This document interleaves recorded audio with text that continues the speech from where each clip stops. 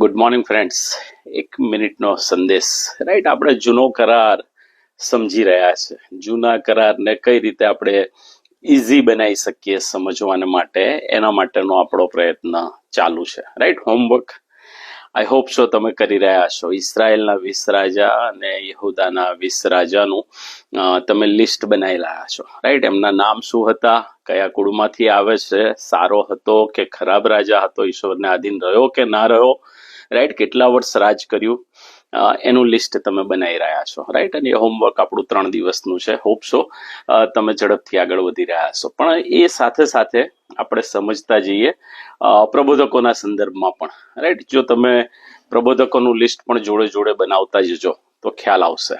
અને જો આટલું હોમવર્ક કરશો ને તો હું તમને ગેરંટી આપું છું, શ્યોરિટી આપું છું, મારો વિશ્વાસ અને પ્રાર્થના છે કે જૂનો કરાર સમજવો બહુ ઇઝી થઈ જશે. યા રાઈટ. સો આ જૂના કરારમાં આ જે રાજાઓ થઈ ગયા, ઇસરાયેલ અને યહૂદાના 20 રાજાઓ, એમને પેરેલલ ઈશ્વરે પ્રબોધકોને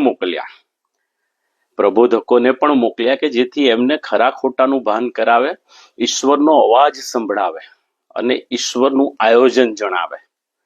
રાઈટ, અને એ પ્રબોધકોનું લિસ્ટ પણ બનાવજો. પણ એમાં ધ્યાનથી સાંભળજો, એમાં એક અગત્યની બાબત એ પણ છે કે ઘણા અશાસ્ત્રીય પ્રબોધકો પણ થઈ ગયા. અશાસ્ત્રીય એટલે જેમના નામે પુસ્તકો નથી, એવાનું પણ લિસ્ટ બનાવજો, અને જેમના નામે પુસ્તકો છે એમનું પણ લિસ્ટ બનાવજો. રાઈટ, અને એ સાથે સાથે એ જે અશાસ્ત્રીય પ્રબોધકો હતા એ સીધું રાજાને સંબોધન કરતા હતા.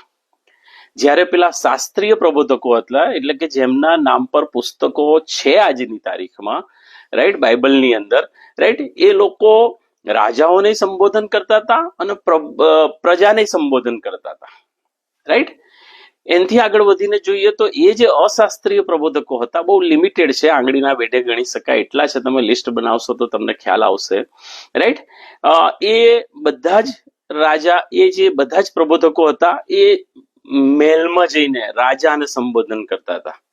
જ્યારે પેલા શાસ્ત્રીય પ્રબોધકો છે એ મહેલના દરવાજે અથવા જાહેર જગ્યાએ એ લોકો પ્રબોધ કરતા હતા.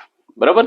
અને બીજું, અશાસ્ત્રીય જે પ્રબોધકો છે એ બીજો રાજા અને એના 10મા અધ્યાય પહેલા થઈ ગયા છે.